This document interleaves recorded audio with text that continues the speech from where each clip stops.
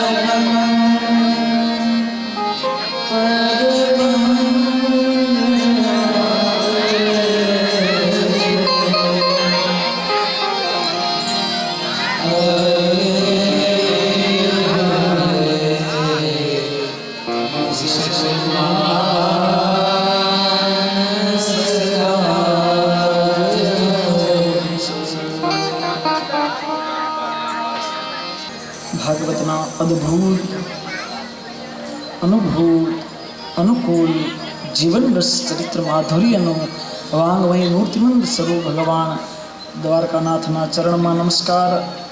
વિપ્રબંધ પાઠ કરે છે જે ભૂદેવના ચરણમાં નમસ્કાર સાથે આપ શ્રોતાઓના હૃદયમાં બિરાજમાન શ્રી હરિના ચરણમાં નમસ્કાર સાથે આપ સર્વને જય શ્રી કૃષ્ણ, રાધે કૃષ્ણ, રાધે રાધે. વખત અને વિચાર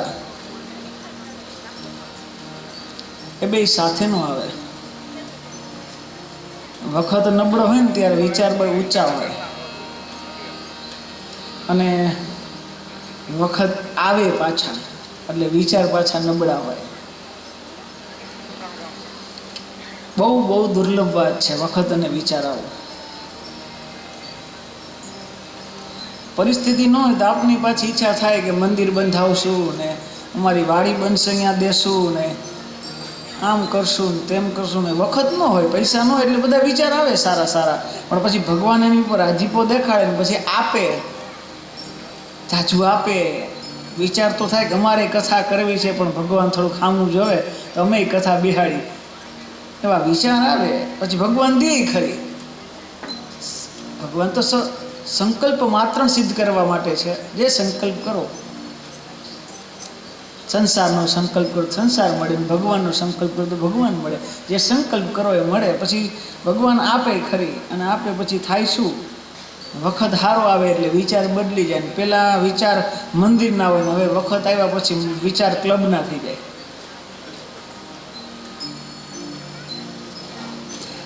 નબળા હોય તો એવું વિચાર આવે કે કંઈક સારું સોફા હોય તો અમારા ઘરે મહેમાન આવે બેહે, પછી સારા સોફા આવે એટલે એમ થાય કે મહેમાન ન આવે થાવા બગાડી જાય છે. વખત અને વિચાર સાહેબ હારે ન આવે. આજના આ કથાના 7 દિવસના જે કથાના યજમાન છે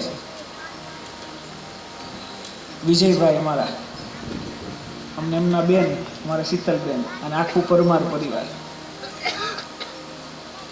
ખરેખર એના ઉપર ભગવત કૃપા છે સાહેબ.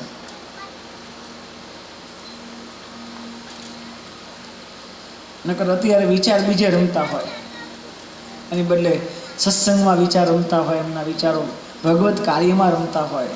ખરેખર એમની ઉપર ખોડિયાલમાના અને ચામુંડમાના 2 હાથ છે.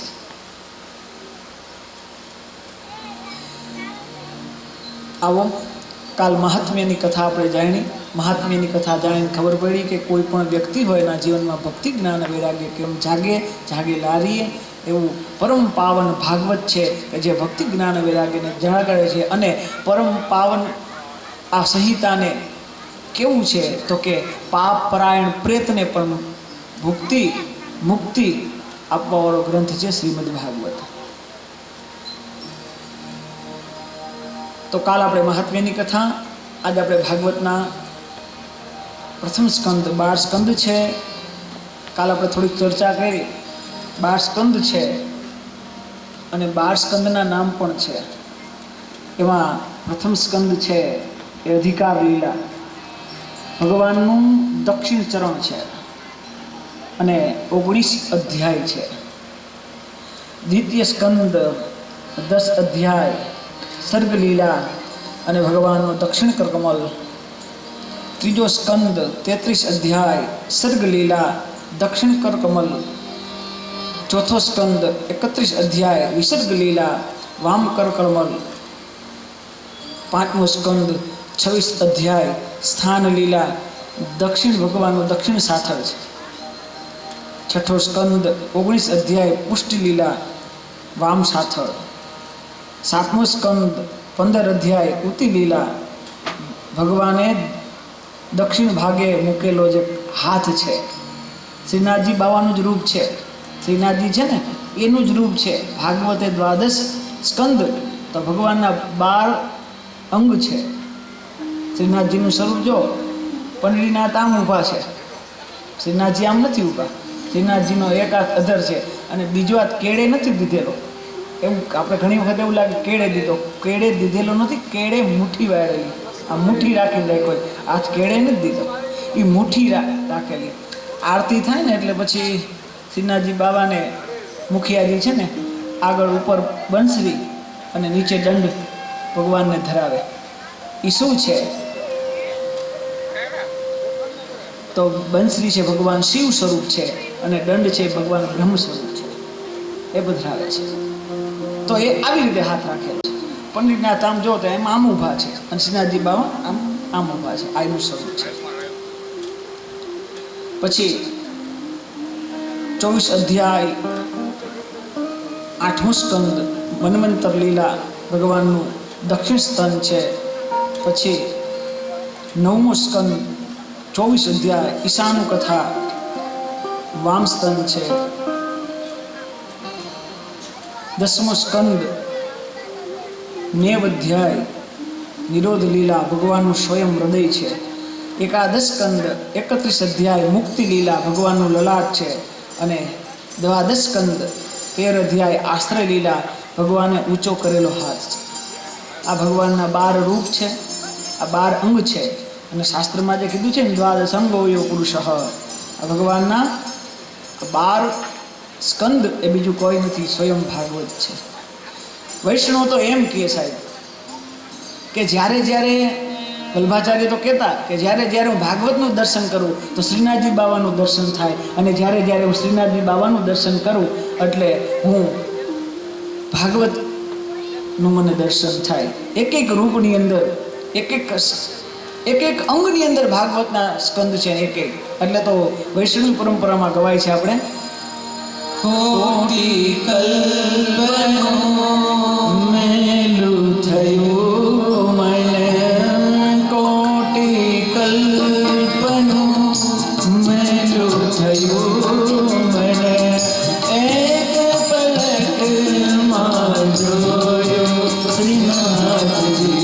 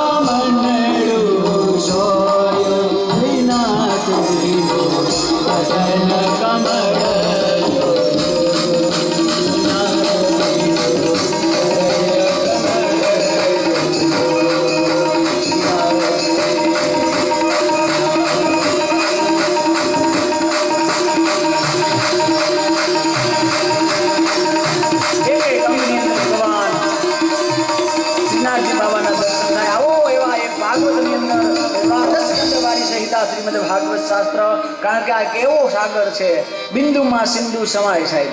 એક બિંદુની અંદર છે ને આખો ઘટાદર સિંધુ જોવાઈ જાય સાહેબ. એક મૂળના, એક ડાળના અને એક ઝાડના, એક થળના અને એક કહેવાય ને એક માત્ર બીજથી ઘટાધર વૃક્ષ દેખાય. એ એટલે ભાગવત, એ એટલે દિવ્ય દૃષ્ટિ મારી ભાગવત આપે. તો આવો એવા સુમધુર ગાનથી આપણે ભાગવતજીની આ કથામાં, અને કથા એટલે શું કહેવાય? કથા તો આપણે કાલ સાંભળ્યું, કથા જીવનની વ્યથા દૂર કરે. કે રસે સ્થિતમ કરોતી યા સા ઇતિ કથા. જે રસની અંદર જે કથા સમાયેલી છે એવા ભાગવતની અંદર આપણે પ્રવેશ કરીએ. સુંદર શ્લોકથી શરૂઆત કરી. અને પહેલો શ્લોક ભાગવતના 18,000 શ્લોકનો પહેલો શ્લોક આવો તમે હું પ્રેમથી ગાઈએ.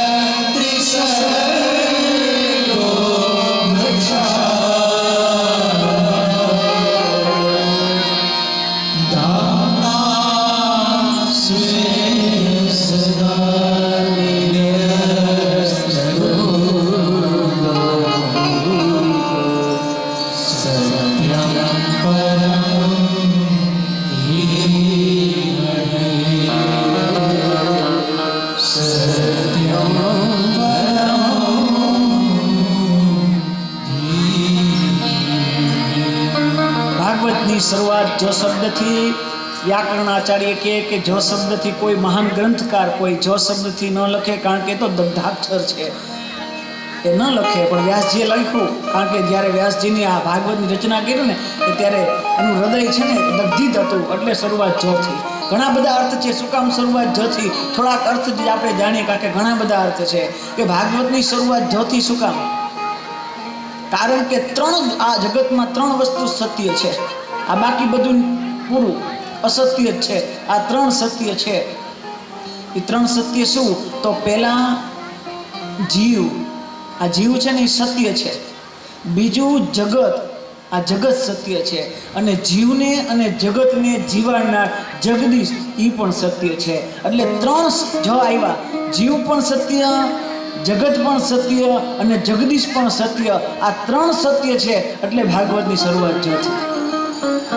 બીજો અર્થ એ પણ થાય સાહેબ કે વ્યાસજીને આ જ શબ્દ બહુ વાલો છે, બહુ વાલો છે. કેટલી જગ્યાએ જ શબ્દથી શરૂઆત કરે, બહુ કરદમજી સ્તુતિ કરે તો જ શબ્દથી, વરાહ સ્તુતિ શરૂઆત થાય તો જ શબ્દથી. અરે વ્રજનીએ વ્રજાંગનાઓ, એ ગોપીઓ શ્રી કૃષ્ણને પ્રગટ કરવા માટે દગ્ધી હૃદય કંપન પામવાનો ભાવ, ઈશ્વરતાને, સત્યતા, નિકટતાને લાવવાનો ભાવ, પ્રગટ કરવાનો ભાવ, કરુણામય હૃદયની અંદર કિંચિત પહેરેલો એ કરુણામય ભાવ પ્રગટ કરવા માટે જે શબ્દનો પ્રયોગ કર્યો એ પણ જો. અને એ કયો?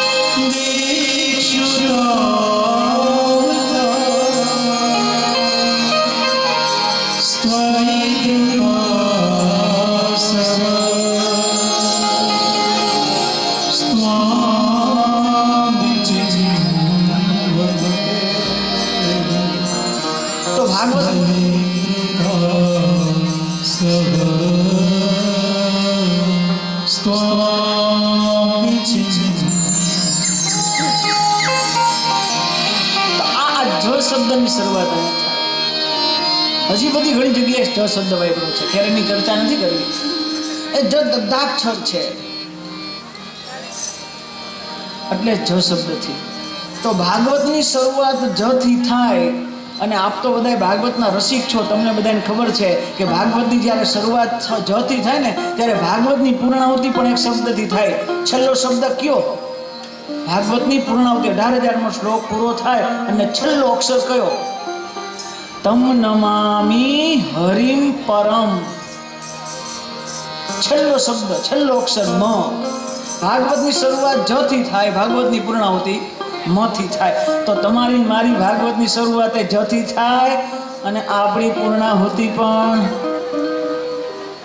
હા આ જન્માદ્યસ્યથી ચાલુ થયું એટલે આ ભાગવતની શરૂઆત થઈ. જન્માદ્યસ્ય વિદ્યાનો ધ્ય છે, ધ્ય નથી. જન્માદ્યસ્ય તો શરૂઆત જથી થઈ, પૂર્ણાહુતિ મથી થઈ. આપણી તમારી મારી પણ જન્મની શરૂઆત થઈ ત્યાં આપણો પણ જન્મ થયો અને આપણું પાછું છેલ્લે મૃત્યુ થાય એટલે આપણો પૂર્ણાહુતિ આપણી પણ થાય. ભાગવતમાં 2 વરઘોડ આવે તો આપણે 2 જ આવે. ભાગવતમાં 2, ભાગવતમાં શરૂઆતમાં છેલ્લે આપણે થોડો ક્રમ અહીંયા ફર્યો, આપણે વચ્ચે આવે ને છેલ્લે આવે. ભાગવતમાં શરૂઆત પોથીયાત્રામાં થાય અને પછી વચ્ચે છે ને આપણે વચ્ચેથી શરૂઆત થાય. સાચો જન્મ જ્યારે આપણો થાય ને ત્યારે આપણું આવે, લગ્ન થાય ને ત્યારે જ સાચો જન્મ કહેવાય. કારણ કે શીખવા જેવું પછી જ છે બધું. તો જન્મથી શરૂઆત થઈ છે.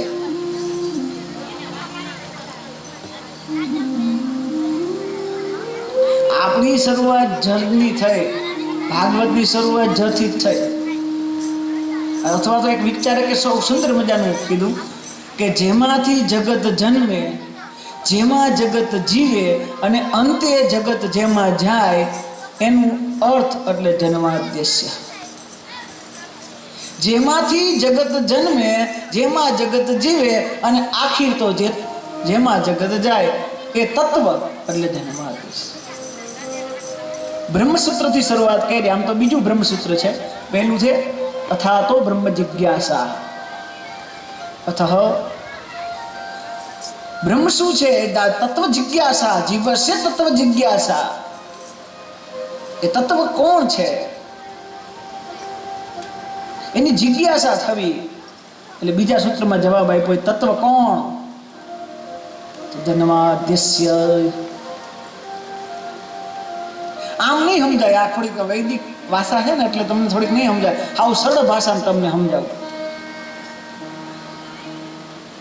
આની યાત્રા જ શબ્દથી જાય ને. આપણે એક યાત્રા ગંગાજીના કિનારે આપણે જતા ને, જાય બધા ફરવા જાય, અમે ગયા હતા. હા એ યાદ રહેશે, અમે ગયા હતા ને. અને હજી એમ થાય છે હજી એકવાર જાય. ભાદરવામાં છે કથા, પાછું જવું છે. લ્યો ભાદરવામાં હરિદ્વારમાં જ કથા છે એટલે વળી પાછા જશું. આમ હાવ હેલી ભાષામાં તમને સમજાવું છું આનો અર્થ. ભાગવતનો આ જે શ્લોક છે ને અર્થ તમને હાવ દેશી ભાષામાં સમજાવું. લ્યો હાવ સરળ ભાષા. આ શું કહેવાય ખબર? કે જ્યારે આપને ખબર પડે કે ક્યારેક જાત્રાની બસ નીકળવાની છે કે ટ્રેનમાં જવાનું છે એટલે આપણે એટલો આનંદ આવે.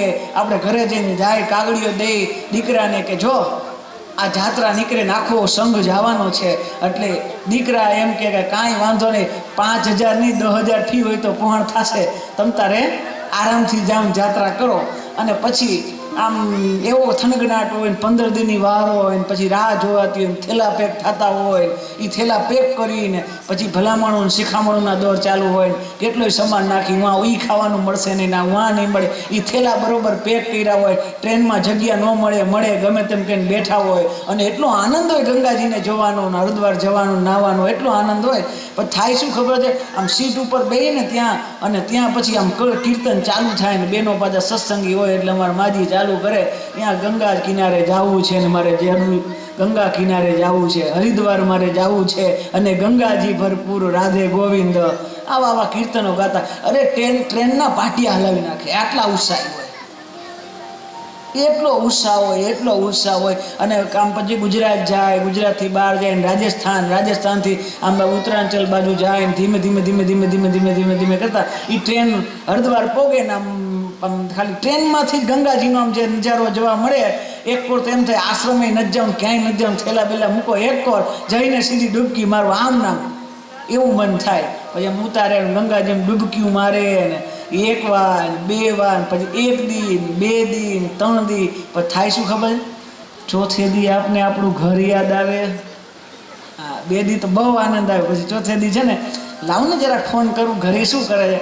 પછી ઘરે ફોન કરે કે હા શું કરો છો, એટલે અહીંયાથી ફોન આવે મજા કરી છે તમે, અહીંયા રહ્યો અમને મજા જ છે, અહીંયા રહ્યો એ જ મજા છે અમને. અને આપણે કેટલા તમારા માજીને મેં જોયા છો, અમારા દીકરાઓ બહુ વરમાં તન જાત્રા કરાવે. એના કંઈ પૂછજો તન જાત્રાના શું કામ ખર્ચે છે ત્યાં તમને ખબર પડશે. તો ભાવાર્થ છે સાહેબ, ઈ ગંગાજીના કિનારે જાય ને આમ 2 દિન 3 દિન 4 દી આમ ગંગામાં નાહીને પછી ઘર સાંભળે. અને પછી ઘરે સાંભળ્યા પછી શું થાય?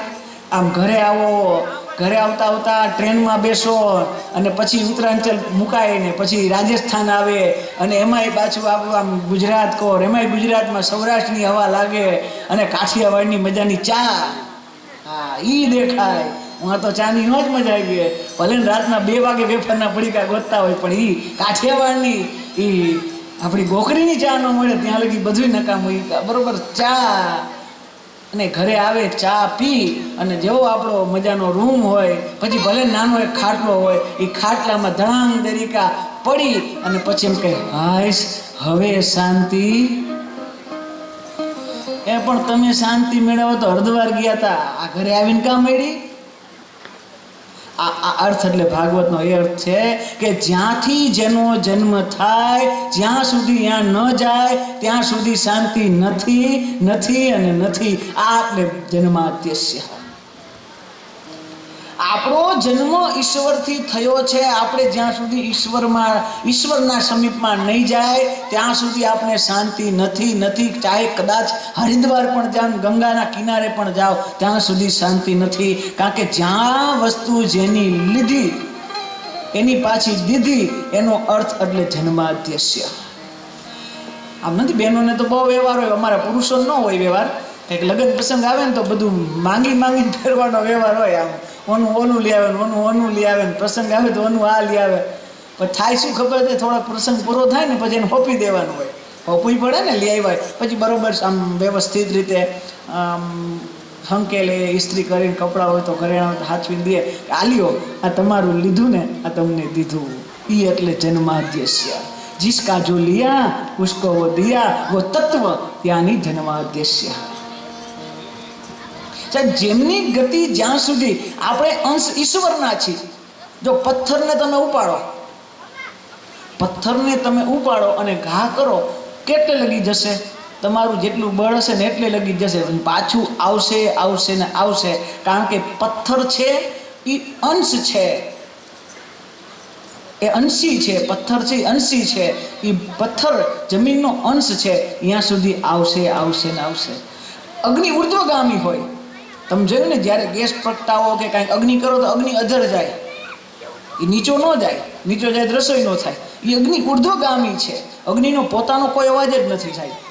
હા, ફળફળ થાય ને પવનનો અવાજ. અગ્નિ હાવ નિરાકાંત શાંત છે, પરમ શાંત. અગ્નિનો કોઈ અવાજ જ નથી. એ ઉર્ધ્વગામી છે. કારણ અગ્નિ સૂર્યથી પ્રગટ થયો છે. અગ્નિ સૂર્યથી આવ્યું એટલે અગ્નિ ઉર્ધ્વગામી છે. જેની જે ગતિ હોય ને ત્યાં જાય ને પછી જેને શાંતિ મળે. તમને તમારી બાજુમાં તમે બજર દેતા હોય, જો બાજુમાં કોઈ બજરવાળા મળે તો જ તમને મજા આવે. પણ નો બજર દેતા હોય એની બાજુમાં બજરવાળા બેહે તો નો બજરવાળાને મજા આવે કે નો ખાતા હોય ને મજા આવે. જેવા જેને મળે ને ત્યારે જ એને મજા આવે. એટલે એ તત્વ એટલે જન્માદ્યસ્ય. હજી ઘણા અર્થ છે આપણે જન્માદ્યસ્યના, હજી થોડાક અર્થ કરશે આપણે. ચાલો આપણે આ શ્લોકના અર્થે આપણે જન્માદ્યસ્ય અર્થ કરીએ છીએ. હજી શ્લોકનો અર્થ બાકી છે એ પણ કરીએ. 125 અર્થ બંસીધર સ્વામીજીએ 125 ખાલી 25 અર્થ કર્યા ને તો આખું પુસ્તક ભરાઈ ગયું હતું. અને પછી લખવાનું બંધ કરી દીધું કે આમાં તો હજી પાછી ઘણા અર્થ છે. એક જ શ્લોકના એક આખું ભાગવત થઈ જાય એક શ્લોકનું, અને આખા શ્લોકમાં આખા ભાગવતનો સાર છે આ એકમાં. એટલે એકમાં છે એ બધા આખા ભાગવતમાં છે, ભાગવતમાં છે એક શ્લોકમાં છે. તો આવો એવો સુંદર શ્લોક છે, એનો અર્થ કરી જન્માદ્યસ્ય યતોન્વયાદિતરત. તો આ બ્રહ્મસૂત્રથી એની શરૂઆત કરેલી, આ શ્લોકની શરૂઆત જે બ્રહ્મસૂત્રથી કરેલી. વિદ્યાવતામ ભાગવતે પરીક્ષા, ભાગવતો મોટા મોટા વિદ્વાનોની પરીક્ષા કરે એને ભાગવત. તો પ્રણામ કરીને કહે કે સત્યમ પરમ ધીમહિ, અમે સત્ય સ્વરૂપનું ધ્યાન કરી છીએ. હવે પ્રશ્ન એ થાય કે સત્ય સ્વરૂપ કોણ છે? કારણ કે વ્યાસજીએ સત્ય સ્વરૂપ લખી અને એવું સાબિત કર્યું કે કોઈ એક દેવ નહીં, પણ જે સત્ય દેવ છે, સત્ય સ્વરૂપ છે, એમને હું વંદન કરું છું. એટલે સત્ય સ્વરૂપની વંદના કરી અને ભાગવતજીનો આ વ્યાસજીએ સૌથી પહેલો શ્લોક સુંદર રચના કરેલી સત્ય સ્વરૂપ. તો પહેલાં એના તટસ્થ લક્ષણ દેખાડ્યા કે સત્ય સ્વરૂપ કોણ છે, એના તટસ્થ લક્ષણ દેખાડ્યા. તો તટસ્થ લક્ષણમાં યત યસ્માદ અસ્ય વિશ્વસ્ય જન્મ સ્થિતિ ભંગા ભવંતી તસ્મે જન્માદ્યસ્ય. આ વિશ્વ જેમાંથી જન્મવું, જેમાં જીવવું અને જેમાં ગયું એ તત્વ એટલે જન્માદ્યસ્ય. સૂત્રનો મતલબ એ થાય કે બહુ મોટી મોટી વાતો હોય ને સૂત્રાત્મકમાં કહેવાય જાય, ઓછા ઓછા શબ્દમાં. બહુ જાજા મોટા હોય ને લાંબા એ ન સમજાય શ્લોકોનો, તો એને નાનકડી પંક્તિમાં કહે, એને કહેવાય સૂત્ર. વેદની જ વાત છે, કારણ કે વ્યાસજીએ આનું નિરૂપણ કર્યું વેદના અનુસંધાનમાં કર્યું છે. વેદના અનુસંધાનની અંદર આનું નિરૂપણ કર્યું છે, એટલે એને સૂત્ર રૂપમાં સમજાવ્યું. આ કયા વેદનો આનો ભાવ છે? આ જન્માદ્યસ્ય એ કયા મંત્રનો ભાવ છે? તો યતો વા ઇમાની ભૂતાની જાયન્તે. હા, એ આખા શ્લોકનો અર્થ છે ને, એટલો એનો અર્થ એમ થાય જન્માદ્યસ્ય. આખા શ્લોકમાં જે લખેલું છે ને એનો અર્થ એવો થાય જન્માદ્યસ્ય. તો વ્યાસજીને કોકે કીધું તમે સાંખ્યની, તમે જેનું ધ્યાન કરો શું સાંખ્યનું ધ્યાન કરો છો? તો કે ના, હું સાંખ્યનું ધ્યાન નથી કરતો, પ્રકૃતિનું ધ્યાન નથી કરતો. કારણ કે આ લક્ષણ સાંખ્ય તરફ જાય, પ્રકૃતિ તરફ જાય. લક્ષણ તો એ કહેવાય કે જે અન્યમાં ન જાય. લક્ષણ કેને કહેવાય? ગાયનું શું લક્ષણ? ગચ્છતી ગૌ, જે હાલે એને ગાય. પણ ગાય શું એકલી હાલે? ભેનો હાલે, ભે હાલે, ગાય હાલે, તો ગચ્છતી ગૌ. તો લક્ષણ એને કહેવાય કે જે અન્યમાં ન જાય. આ તો પ્રકૃતિનું લક્ષણ છે, પ્રકૃતિમાં જાય છે. તો શું તમે પ્રકૃતિનું ધ્યાન કરો? વ્યાસજી કે ના, હું પ્રકૃતિનું ધ્યાન નથી કરતો, હું તો એ પરમેશ્વરનું ધ્યાન કરું છું જેનાથી જન્મ થાય, જેમાં જગત જીવે અને જેમાં જગત જાય એનું ધ્યાન કરું. તો વ્યાસજીને કહે શું તમે બ્રહ્માજીનું ધ્યાન કરો? તમે હિરણ્યગર્ભનું ધ્યાન કરો છો? કારણ કે આ લક્ષણ તો એમાં પણ જાય છે. બ્રાહ્મણને બહુ બધા મંત્ર પ્રિય હોય, પણ એમાંથી એક મંત્ર બહુ પ્રિય હોય બ્રાહ્મણને, અને એ મંત્ર એટલે જેમાં ભાવ છે જન્માદ્યસ્ય. આ લક્ષણ પ્રકૃતિનું જેમાં જાય છે, જેનાથી જગત જન્મે, જેમાં જગત જીવે, જેમાં જગત જાય, એવા મંત્રનો ભાવ છે. કારણ કે હિરણ્યગર્ભમાંથી ઉત્પન્ન થયું. એટલે તો આપણે બ્રાહ્મણને પુરુષોક્તનો સૌથી ગમતો મંત્ર છે હિરણ્ય સમવર્તતાગ્રે ભૂત સજાત પતિરેક આસીદ રામુદેવા હવિખા વિધેમ. આ દક્ષિણાનો મંત્ર છે. તો એ તો બ્રહ્માજીમાં છે ને, હિરણ્ય ગર્ભથી આ બધું ઉત્પન્ન થયું. હિરણ્ય ગર્ભ સમૂર્ત આગ્રે ભૂત સજા, આ ભૂત પાણીનો આ બધો જન્મ થયો એ બ્રહ્માજીનો, અને બ્રહ્માજીમાંથી આ જન્મ થયો છે. તો કે ના, હું એ બ્રહ્માજીનું ધ્યાન નથી કરતો, હું બ્રહ્માજીએ બ્રહ્માજીને પણ જેને ઉત્પન્ન કર્યા હું એનું ધ્યાન કરું છું. જે સર્વજ્ઞ છે, જે અભિજ્ઞ સ્વરાટ, જે પોતે પ્રકાશિત છે, અભિજ્ઞ સ્વરાટ. તો આવા બ્રહ્માજીને પણ જેને વેદ કંઠસ્થ કરાવ્યા તેને બ્રહ્મા હૃદા આદિ કવય કેવી રીતે શીખડાવ્યા? આમ બેઠા નહોતા ગુરુ શિષ્ય બેહાડે એમ નહીં. ગણાનંદવા ગણાબાદે ગું હવામાય પ્રિયાનંદવા પ્રિયબાદે ગું હવામાય નિધિનંદવા નિધિપતે ગું હવામાય વસો મમ આહમજાની ગર્ભતામાં તમજાસી ગર્ભતમમાં. આમ ન શીખડાયું. કારણ કે ભગવાન તો સંકલ્પ સંખ્ય ખાલી ધ્રુવજીને શંખ અડાડ્યો ને ત્યાં તો આના કંઠસ્થ થઈ ગયા હતા વેદ. બ્રહ્માજી એવી રીતે શીખડાવી, બ્રહ્માજીને એવી રીતે શીખડાયું. સંકલ્પેન હૃદા સંકલ્પેન બ્રહ્મ તેને.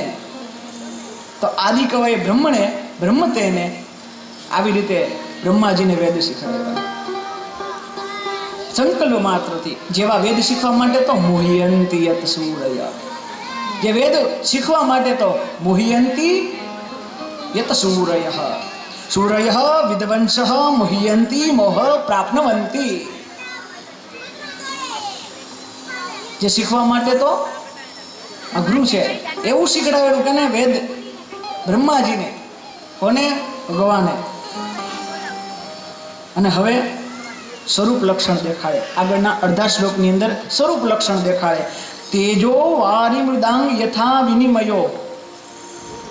કે જેમ માટીમાં પાણીનું અને પાણીમાં માટીનું રૂપ દેખાય. આ તડકો આવે ને ક્યારેક તમે બહાર જતા હોય ને તો રોડ ઉપર જજો, ક્યારેક ક્યારેક મૃગજળ દેખાય. હકીકત હોય નહીં પણ છતાંય દેખાય. આ સંસાર અસત જગત પણ પ્રભુની કૃપાથી ક્યારેક ક્યારેક લાગે, સત્ય લાગે. હકીકતમાં એવું હોય નહીં છતાં આપને દેખાય. અસત જગત પણ સત્ય લાગે ઈશ્વરની કૃપાથી. કેવી રીતે? તો તમે સપનું જોવો, રાતના સૂતા હોય સપનું જોવે ને સપનાની અંદર કાળિયો કૂતરો પાછળ દોડે સપનામાં, હકીકતમાં નહીં.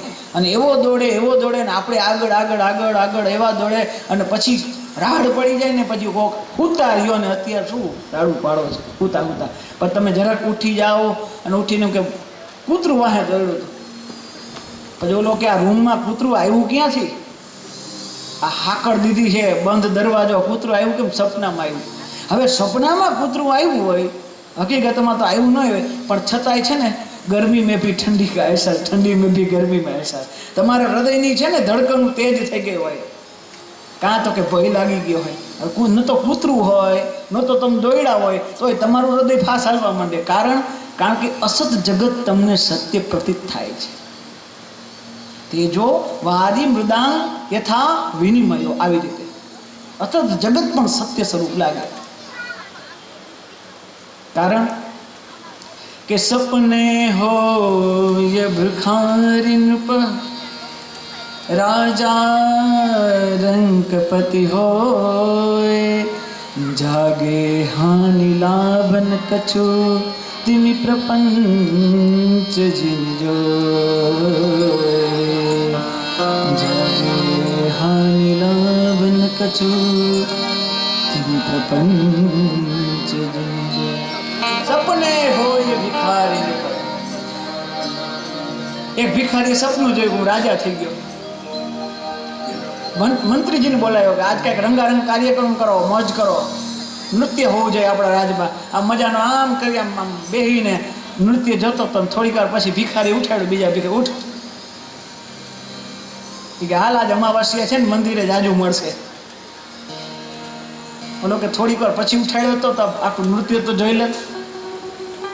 તો સપનાની અંદર અસત જગત જેમ સત્ય લાગે એમ આ જગત આપણે જન્મીને આ બધું અસત છે, છતાં ઈશ્વરની એવી માયાથી આ જગત સત્ય સ્વરૂપ છે.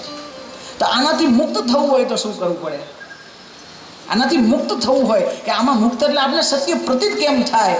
તો કીધું ધામના શ્વેન સદા કુહ કનિરસ્તકુહ. ધામના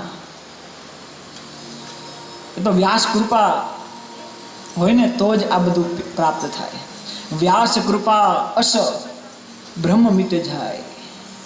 તો વ્યાસ કૃપાથી આ બધું બ્રહ્મ છે એ મટી જાય. આવો સુંદર અર્થ છે. હજી પણ એક અર્થ છે, એ અડધી કલાકનો જ છે,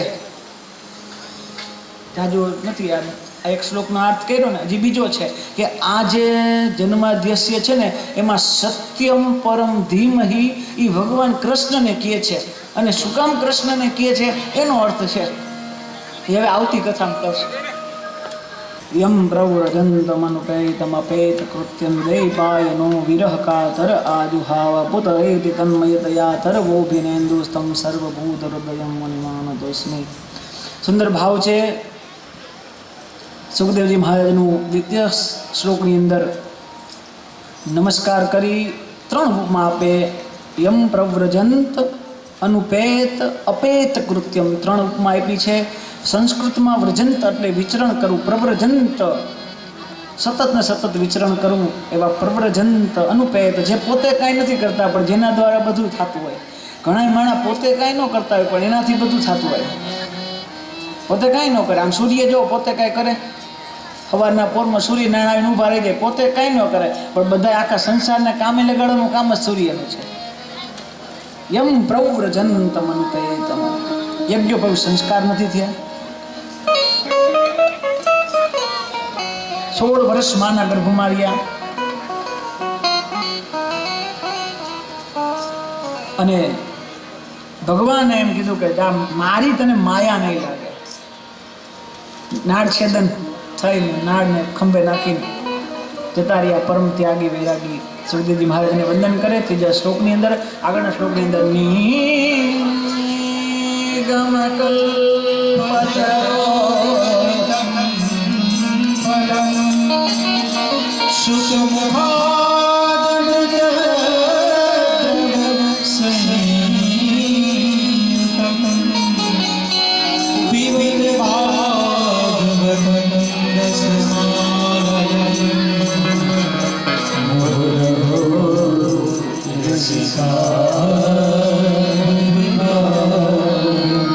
નિગમ કલ્પતરોર્ગલિતમ ફલમ. નિગમ વેદ, વેદ રૂપી આ કલ્પ વૃક્ષનું ઝાડ, એનું પાછું ફળ. આનું તો આ ફળની ઉપમા ઘણી બધી છે. પાછા સુખમુખાદ્રવ મૂતદ્રવ સંયુક્તમ. આમ ડાયરેક્ટ પડે તો ફળ તૂટી જાય, ખરાબ થઈ જાય. આમાં ઉપર ગમે તેવી કેરી હારી હોય ને પણ આમ પડે તો હેઠે પાણો હોય તો પછી ખાવા માટે યોગ્ય ન હોય. આ ફળ કેવું છે, એ ડાયરેક્ટ નથી પડ્યું, એ ડાળી લટકતું આવ્યું. એ બ્રહ્મા વિષ્ણુના ડાળીએથી એટકું અને બ્રહ્માજીની શાખામાં લટકું. બ્રહ્માજીની શાખામાંથી નારદજી પાસે, એ નારદજી પાસેથી વ્યાસજી પાસે, વ્યાસજી પાસેથી સુખદેવજી મહારાજ પરીક્ષિત પાસે આપણે બધાને આવું ફળ છે.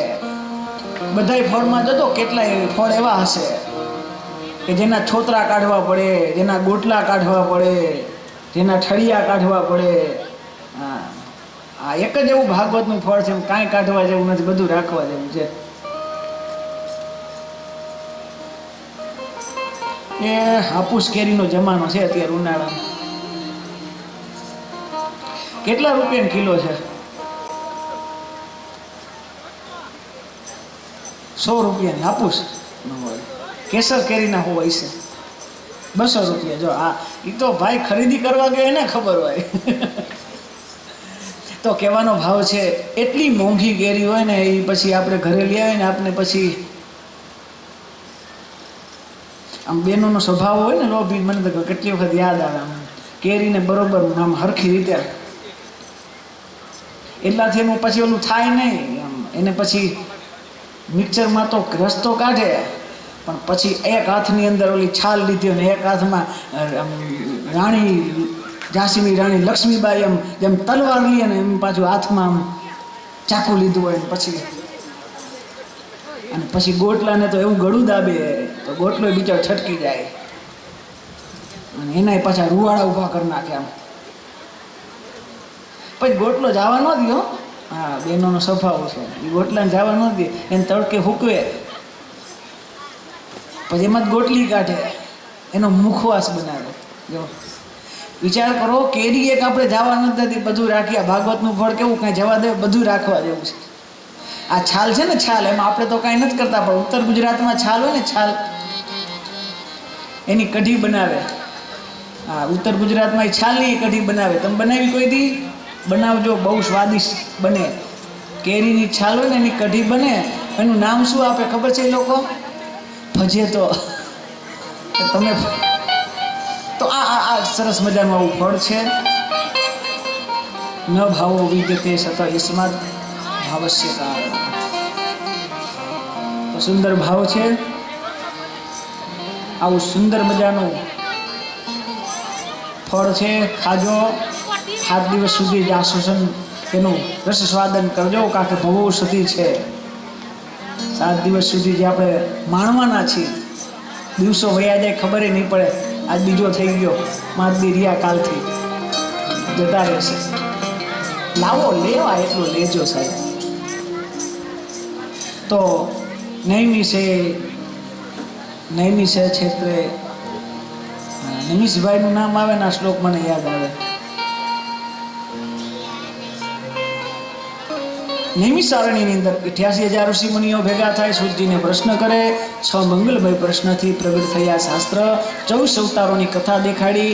ભગવાનના 24 અવતાર થયા. આમ તો 24 અવતાર છે, પણ ભગવાન વારે વારે આવે જ છે. એવું ન માની લેવું 24 વાર જ આવે. ભગવાન તો વારંવાર આવે. એક વિચારકે તો સુંદર મજાનું કીધું છે કે ભગવાન એક વખત પોતાની આપણી જિંદગીમાં 100 વર્ષના આયુષ્યમાં એક વખત તો ભગવાન આપને મળવા આવે અને આવે છે. પણ કયા રૂપમાં આવે એનું કાંઈ નક્કી નહીં. એવું માનતા નહીં કે ગરુડગામીમાં બેહીને જ આવે, ગરુડગામી થઈને જ આવે. એ તો કયા રૂપમાં લઈને આવે કાંઈ ખબર નહીં. એ તો પેડ લઈને આવે, એનું કાંઈ નક્કી નહીં. એ કયા રૂપમાં આવે ને કાંઈ ખબર નહીં પડે. હા, એને ઓળખવા હોય ને, ભગવાન આવે એને ઓળખવા હોય તો 2 જ રીતે ઓળખાય. એક તો એના નાદથી ઓળખાય ને એક એના સાદથી ઓળખાય. એ સાદ પાડે ને તે ખબર પડી જાય કે ના ખરેખર બ્રહ્મા છે. એટલે તમારા ભાવિકભાઈનો નાદે સુંદર, ભાવિકભાઈનો સાદે સુંદર. પેલી કથામાં ભાવિકભાઈ, પેલી કથામાં આપણે મેળાને ત્યારે આપણે કીધું હતું તમે એટલા આગળ વધશો કે એક ફર અમને બધાને ગર્વ થશે તમે ખરેખર અમારી સાથે. અને એ જાજા ટાઈમે નથી થયો, 2 વર્ષ નથી થયા ત્યાં તમને આવડો મોટો એવોર્ડ મળ્યો. પેલા ધન્યવાદ અમારા ભાવિકભાઈ માટે તાલી મળે ને. આપણે તો તમારો તો પાડોશી છે. હા, તમારે તો હાવ પાડોશમાં લ્યો. 2 શેરી મૂકો એટલે એનું ઘર આવી જાય. હાવ નજીકમાં છે અમારા ભાવિકભાઈ સાહેબ. એનો ભારત આખામાં અત્યારે બહુ સુંદર એવું.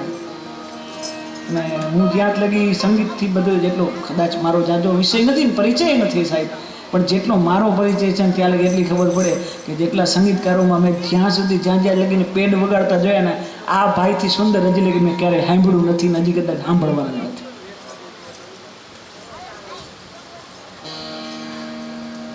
મેં એક આના માટે અને એક અમારા રાહુલભાઈ માટે 2 માટે શબ્દ પ્રયોગ કર્યો છે. આ હજી એ તો છે જ તમે તો, પણ અમારે પછી રાહુલભાઈને અમે ધીમે ધીમે ધક્કો મારશી તમારી બાજુ.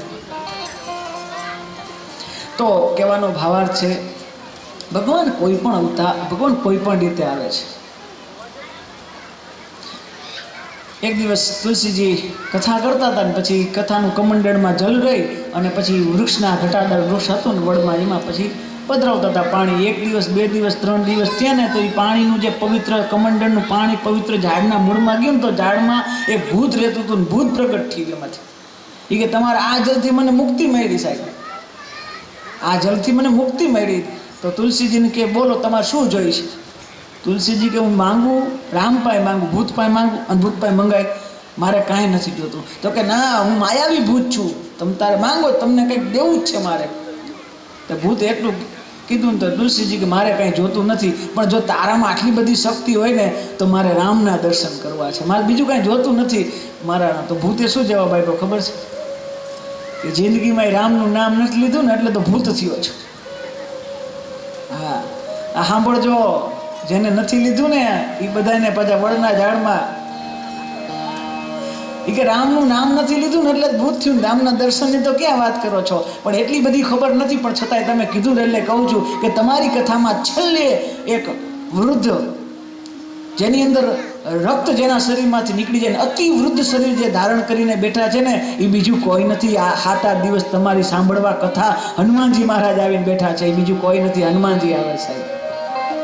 તો આવે ભગવાન કોઈ પણ રૂપમાં આવે ને આવે જ સાહેબ. હું તો કહું છું તમે બાજુમાં બેહો ને, જ્યારે કદાચ કોઈ હોય લીલાવંતી બેન હોય, બીજા બેન હોય, માસી હોય, કાકી હોય, ફૈબા હોય, પાડોશી હોય, તમારી બાજુ બહેન ત્યાં ધીમેથી જય શ્રી કૃષ્ણ કરી લેજો.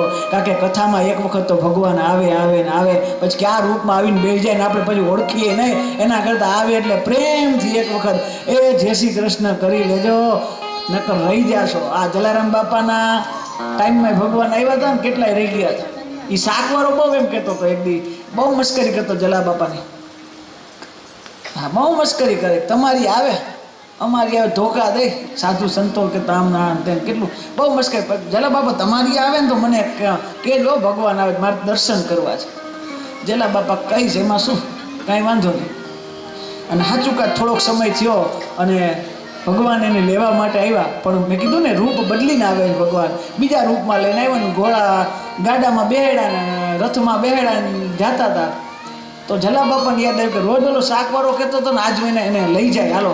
એને કીધું શાકવાળાને કે બોલ હાલ આવું છે ને, આ ભગવાન આવ્યા. તો કે આ કાંઈ ભગવાન નથી, આ તો રાજા છે ને, તમે એને સત્સંગ કરવા માટે જાઓ, આ મારે શાક વેચીશ ત્યારે મારું ઘર હાલશે, જવા દો ને.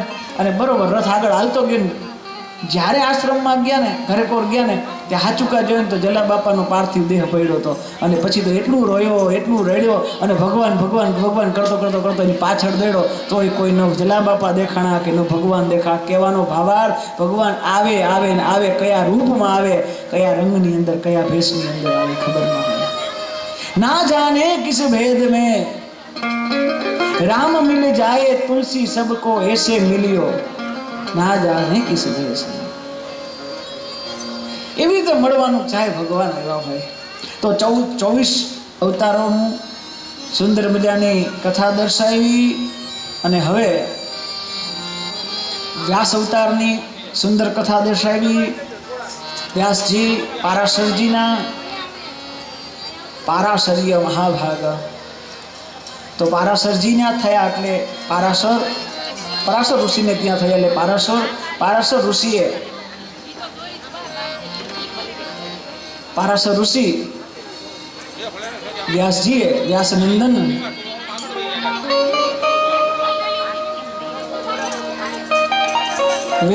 વેદનું વિભાજન કર્યું, 18 પુરાણ.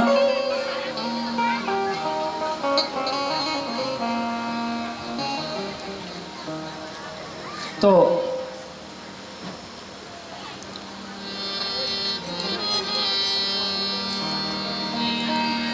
વ્યાસજીએ સુંદર ભાગવતની રચના પછી કરી હતી. પહેલા વ્યાસજીએ કેટલું બધું લખેલું છે, 17 પુરાણ, બ્રહ્મસૂત્ર, વેદોનું વિભાજન કરી, પણ અંદર કાંઈક ખામી રહે, કાંઈક એમ લાગે કે મેં હજી કંઈક બાકી રાખ્યું છે. એવું સતત ને સતત એને રિયા કરે કે મારે કંઈક બાકી છે. મહાભારત જેવો 5મો વેદ કહેવાય, એવું જેને રચના કરી.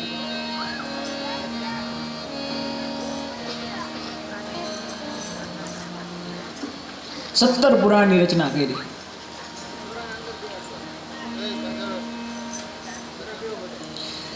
બહુ દિવ્ય. આ ભાગવત તો ઠીક છે, પણ આ મહાભારત પણ એટલું દિવ્ય છે. વ્યાસજીની રચના 100 વર્ષ સુધીના જન્માંતરામાં આખી વાંચી ન શકી, એટલી તેની રચનાઓ છે.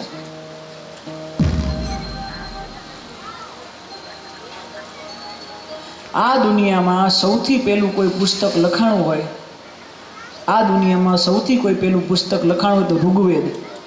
એ વ્યાસજીએ લખ્યું છે.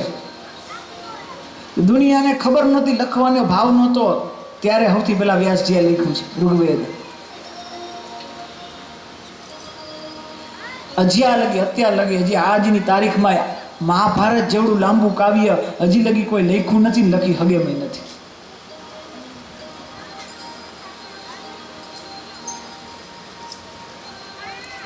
તો વ્યાસજીની અજબ રચનાઓ છે. પંચમ વેદ મહાભારત જેવું લખ્યું. ભારતની છે ને આપણી વસ્તુ આપને કિંમત ન હોય. આપણું છે ને 3 વસ્તુની કિંમત ન કરે. એક તમારા પોતાના હોય ને તમારી કિંમત ન કરે, ઘરના સભ્ય હોય ને ઘરના વ્યક્તિની કિંમત ન કરે, એક પાડોશી તમારી કિંમત ન કરે. આમ આખા જગતમાં તમારું નામ બોલાતું હોય, પણ પાડોશીને પૂછો ને તેમ કે સમજ્યા જોયા ઊભા ઊભા અમારી સામે બ્રશ કરતા હોય. એક પાડોશી કિંમત ન કરે, એક પરિવાર કિંમત ન કરે, અને હજી એક છે, એક પત્ની કિંમત ન કરે. આ હું નથી કહેતો, આવું લખેલું છે. પત્નીની કિંમત ન હોય એમ કહે છે. તો આવી આવી સુંદર રચનાઓ કરેલી છે.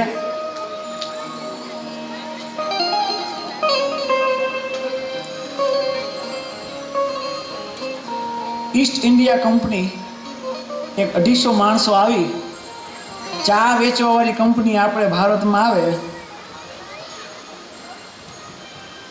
તો થોડીક શાંત.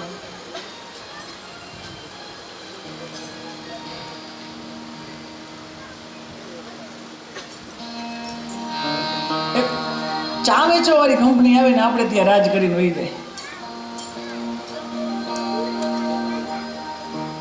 આપણે નું દુઃખ થાય કે આટલું બધું માં ચા વેચવા વાળા આવે ને પાછા આપણે રાજ કરી જાય. 200 વર્ષ તો અંગ્રેજોએ રાજ કર્યું, ખાલી 200 વર્ષ. આપણું ભારત 2000 વર્ષ થયા આપણા ઉપર કોઈક રાજ કરી જાય. જે આવે રાજ કરીને વયા જાય, જે આવે રાજ કરીને વયા જાય. એનું કારણ છે કે આપણે એક નથી થયા.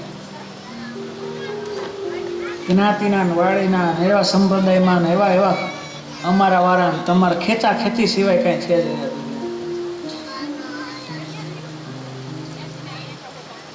પણ આપણી જે પેલી ઋષિની પરંપરા છે ને એ તો બહુ અદ્ભુત છે.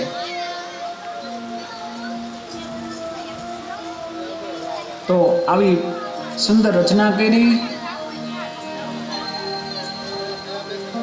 તોય કાંઈક ખટે કાંઈક ઘૂટે, અને એ ખૂટે એ તૂટે એ શું ખૂટે એને કોઈક સંત દેખાડે. અને સંત આવે એ કોણ? નભગામી નારદ. નારદજી આવ્યા. નારદજી ની એક ખાસિયત છે કે એ રાવણ પાસે જાય તો એ વેશની અંદર, રાવણ પાસે જાય ને તો એ જ વેશની અંદર, રામ પાસે જાય તો એ જ વેશની અંદર, કંસ પાસે જાય તો એ વેશની અંદર, અને કૃષ્ણ પાસે જાય તો વેશ બદલે નહીં, એક જ વેશની અંદર. નારદજીની આપણે ઓળખાણ ખબર છે, હાથમાં વીણા હોય,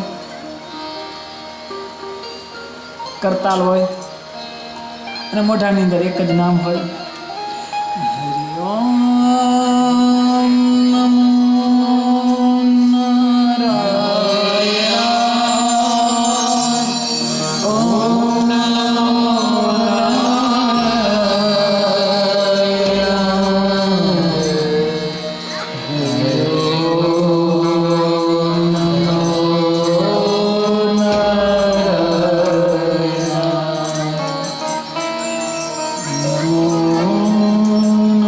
નારાયણ.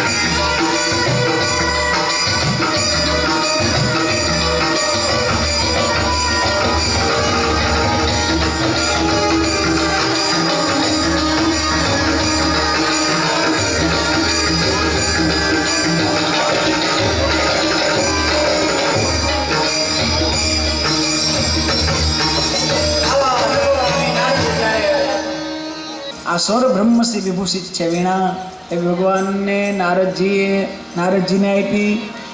સ્વર બ્રહ્મ શું છે? બંસીધર સ્વામીજીએ આના ઘણા બધા અર્થ કર્યા, નાનું સંગીત શાસ્ત્ર બનાવ્યું આ સ્વર શબ્દથી.